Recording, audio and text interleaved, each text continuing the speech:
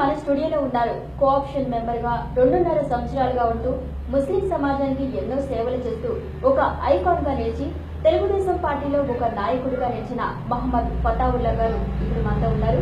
ఆయన అభిప్రాయాలను, ఆయన మనోభావాలను ఇప్పుడు అడిగి తెలుసుకుందాం. నమస్కారం ఫతావుల్లా గారు. సరే, మీరు మా స్టూడియోకి వచ్చినందుకు ముందుగా మీకు ధన్యవాదాలండి. సరే, ఇప్పుడు మీరు కోఆప్షన్ మెంబర్ గా 2.5 సంవత్సరాలుగా ఉన్నారు. ఈ 2.5 ఏళ్ల కాలంలో మీరు పేద ప్రజల కోసం కానీ, ముస్లిం సమాజానికి కానీ ఎటువంటి సేవలు చేశారు? ఇంకా రాబోయే రోజుల్లో ఎటువంటి కార్యక్రమాలు చేపట్టబోతున్నారు? నేను కోఆప్షన్ సభ్యుడిగా ఎన్నికై 2.5 సంవత్సరాలు అయినది. ఈ 2.5 సంవత్సరాల్లో అనేక సమస్యలు పరిష్కరించడం జరిగింది. అలాగే నాకు ముస్లిం మైనారిటీలో కోటాలో కోఆప్షన్ సభ్యుడిగా ఎన్నుకోవడం జరిగింది.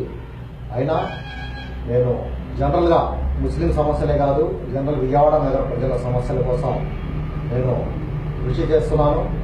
ఎక్కడ ఎవరు ఏ సమస్య ఏ టైంలో చెప్పినా కూడా ఆ టైంకి అక్కడ ప్రత్యక్షమై ఆ సమస్యను పరిష్కరించే విధంగా నేను అన్ని ప్రయత్నాలు చేస్తున్నాను. నాకు ఏదైతే తెలుగుదేశం పార్టీ అండగా ఉందో ఆ పార్టీ యొక్క సహాయ సహకారాలతో సమస్యలను పరిష్కరించడం జరుగుతుంది. ఫతావుల్లా గారు, మీరు అసలు ఎవరిని ఆదర్శంగా తీసుకుంటారు?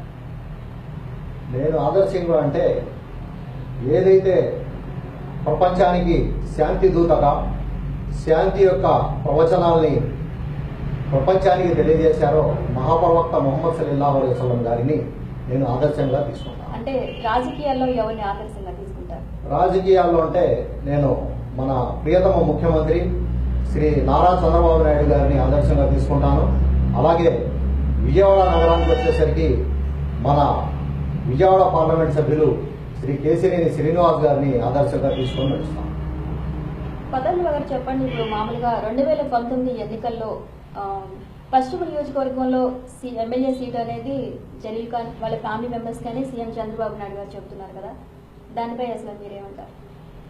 అంటే పశ్చిమ నియోజకవర్గంలో 2019లో ఎమ్మెల్యే సీట్ అనేది అది ముఖ్యమంత్రి నిర్ణయం అనేది పెద్దల వ్యవహారం. కానీ మనకు తెలిసినంత వరకు నేను చెప్పేది ఏంటంటే ఏ ఎలక్షన్లో కూడా ముఖ్యమంత్రి చంద్రబాబు నాయుడు గారు ఎమ్మెల్యే సీట్ను డిక్లేర్ చేసేటప్పుడు అతని యొక్క గుణగణాలని, పార్టీకి అతను చేసిన సేవల్ని, పార్టీ జెండా మోసాడా లేదా, పార్టీకి అతను చేసిన సేవలు, ప్రజలకు చేసిన సేవల్ని బట్టే ఆయన టికెట్ ఇవ్వడం జరుగుతుంది. ఫతావుల్లా గారు, ఇప్పుడు మీ శ్రేయోభిలాషులు కానీ లేదా మీకు కావాల్సిన వారు కానీ మీరు ఇలా 2.5 సంవత్సరాలుగా కోఆప్షన్ మెంబర్గా ఉంటూనే ఎన్నో సేవలు అందిస్తున్నారు.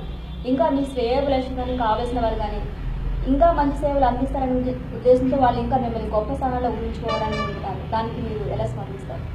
నేను ఎవరైతే నా శ్రేయోభిలాషులు, స్నేహితులు ఎవరైతే నేను ఇంకా గొప్ప స్థానంలో ఉండాలని అనుకుంటున్నారో ముందుగా నేను అల్లాహకు ధన్యవాదాలు తెలియజేసుకుంటాను. అలాగే నా స్నేహితులకు కూడా నేను రుణపడి ఉంటాను. ఏదైతే వాళ్ళు నా మీద నమ్మకంతో అలా అనుకుంటారో వాళ్ళ నమ్మకాన్ని వమ్ము చేయకుండా తెలుగుదేశం పార్టీ నాకు ఏ బాధ్యతలు ఇచ్చినా, ఏ పదవులు ఇచ్చినా న్యాయం చేస్తానని తెలియజేస్తున్నాను. ఓకే ఫతావుల్లా గారు, ఇప్పుడు మీ స్నేహితులు వీళ్ళందరూ విజయవాడ అంటే బెజవాడ ఓవేసీ అని కామెంట్స్ ఇస్తున్నారు. దీనికి మీరు ఎలా ఫీల్ అవుతున్నారు? స్నేహితులు అంటే వాళ్ళు సరదాగా కామెంట్స్ పెడుతుంటారండి. కానీ హైదరాబాద్ పార్లమెంట్ సభ్యులు అసదుద్దీన్ ఓవైసీ గారికి మనకి ఎటువంటి పోలికలు లేవు. ఎందుకంటే ఆయన దాదాపు 5-6 సార్లు పార్లమెంట్ సభ్యునిగా ఎన్నుకోబడ్డ వ్యక్తి, ఆయన మహా వ్యక్తి. కానీ ఆయన యొక్క స్పీచెస్ని నేను లైక్ చేస్తాను. ఫతావుల్లా గారు, ఇప్పుడు ఇంకొక విషయం చెప్పండి. హైదరాబాద్ దిల్సుఖ్ నగర్ లో బాంబు పేలుళ్ల ఘటనలో ముద్దాయిలకు ఉరిశిక్ష ఖరారు చేశారు కదా, దీనిపై మీరు మీ అభిప్రాయం తెలియజేయండి. బాంబు పేలుళ్ల సంఘటన అనేది సంఘ విద్రోహ చర్య అండి, టెర్రరిస్ట్ యాక్ట్. అది దిల్సుఖ్ నగర్లో జరిగినవండి, బాంబేలో జరిగినా, ఢిల్లీలో జరిగినా, ఎక్కడ జరిగినా అది తీవ్రంగా ఖండించాల్సిన విషయం. ఏదైతే దిల్సుఖ్ నగర్ ముద్దాయిలకు ఉరిశిక్ష ఖరారు చేశారో దానికి మేము ఏకీభవిస్తున్నాం. 100% కరెక్ట్. ఎందుకంటే ఇస్లాం కూడా ఏం చెబుతుందంటే ఎవరైతే ఒక మానవుణ్ణి చంపుతారో, అన్యాయంగా చంపుతారో సర్వ మానవాళిని చంపినట్టే అని ఇస్లాం చెప్తుంది. కానీ ఇక్కడ ఒక చిన్న విషయం అండి, ఏదైతే దిల్సుఖ్ నగర్ ముద్దాయిలకు ఉరిశిక్ష వేశారో దాన్ని మేము ఏకీభవిస్తున్నాం. అలాగే దిల్సుఖ్ నగర్ కన్నా ముందు ఏదైతే మక్కా మసీదులో బాంబు పేలుళ్లు జరిగాయో అక్కడ కూడా 13 మంది ప్రాణాలు కోల్పోవడం జరిగింది. అక్కడ ఏదైతే ప్రాణాలు కోల్పోయారో వాళ్ళ యొక్క మహిళలు కూడా విధవరాలు అయిపోయారు. వాళ్ళలో కొంతమంది కాళ్ళు చేతులు తెగి ఈ రోజు కూడా హ్యాండిక్యాప్డ్గా ఉన్నారు. మరి వాళ్లకు న్యాయం ఎప్పుడు జరిగింది? దిల్సుఖ్ నగర్ సంఘటన జరిగి 3 సంవత్సరాలు అయిందండి. అదే హైదరాబాద్ మక్కా మసీద్ సంఘటన జరిగి 10 సంవత్సరాలు అయింది. కానీ ఇదే ఎన్ఐఏ ఏజెన్సీ దిల్సుఖ్ నగర్లో ఇన్వెస్టిగేషన్ చేస్తుంది. అలాగే మక్కా మసీదులో కూడా ఏదైతే దుర్ఘటన జరిగిందో దానికి అదే ఎన్ఐఏ ఇన్వెస్టిగేట్ చేస్తుంది. కానీ ఇక్కడ తీర్పు వచ్చింది, అక్కడ 10 సంవత్సరాలైనా ఇంతవరకు తీర్పు రాలేదు. అలాగే మాలేగాం ఘటన అండి, అది కూడా దాదాపు 9-10 సంవత్సరాలు అయిపోయింది. అజ్మీర్ ఘటన అండి, అక్కడ బాంబు పేల్చారు. దాంట్లో కూడా మాలేగాంలో కూడా దాదాపు 37-38 మంది చనిపోయారు. కానీ ఆ ఇన్వెస్టిగేషన్ ఇంతవరకు పూర్తి కాలేదు. కాబట్టి మనం చెప్పేది ఏంటంటే ఇది ప్రజాస్వామ్య దేశం, అందరికీ సమానం ఉండాలి. అందరూ భారతీయులే. మాలేగాంలో చచ్చిపోయిన వాళ్ళు భారతీయులే, మక్కా మసీదులో చచ్చిపోయిన వాళ్ళు భారతీయులే, అజ్మీర్లో చచ్చిపోయిన వాళ్ళు భారతీయులే, అలాగే దిల్సుఖ్ నగర్ బాంబు పేలుళ్ల సంఘటనలో చచ్చిపోయిన వాళ్ళు కూడా భారతీయులే. కాబట్టి న్యాయం అందరికీ ఒకే విధంగా ఉండాలి.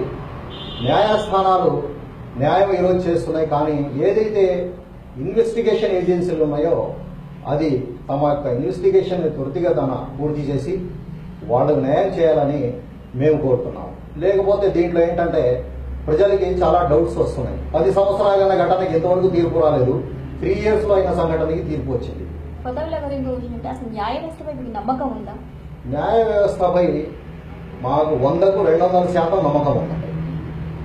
భారతదేశ ముస్లింలు కశ్మీర్ నుంచి కన్యాకుమారి వరకు ఏదైతే భారత రాజ్యాంగం ఉందో, న్యాయ వ్యవస్థ ఉందో దానిపై పూర్తిగా నమ్మకం ఉందండి. ఎందుకంటే బాబరీ మసీద్ ఘటన తీసుకోండి, బీజేపీ నాయకుడు సుబ్రహ్మణ్య స్వామి గారు బయట సెటిల్మెంట్ చేసుకుందామంటే భారతదేశ ముస్లింలు ఒకటే అంటున్నారు, మేము సుప్రీంకోర్టు తీర్పు ఏది ఇచ్చినా మేము దానికి సమ్మతిస్తామని మనం ముస్లింస్ చెప్తున్నాం. అలాగే భారతదేశ న్యాయ వ్యవస్థ ఉంది కాబట్టే ఈరోజు రాజ్యాంగం కాపాడబడుతుంది. ఈరోజు భారతదేశంలో హిందూ, ముస్లిం, క్రైస్తవులు, సిక్కులు అందరూ కలిసిమెలిసిగా ఉంటున్నారు. ఎక్కడా కూడా హిందూ ముస్లింకి తేడా అనేది ఎక్కడా లేదు, అందరు కలిసి ఉంటున్నారు.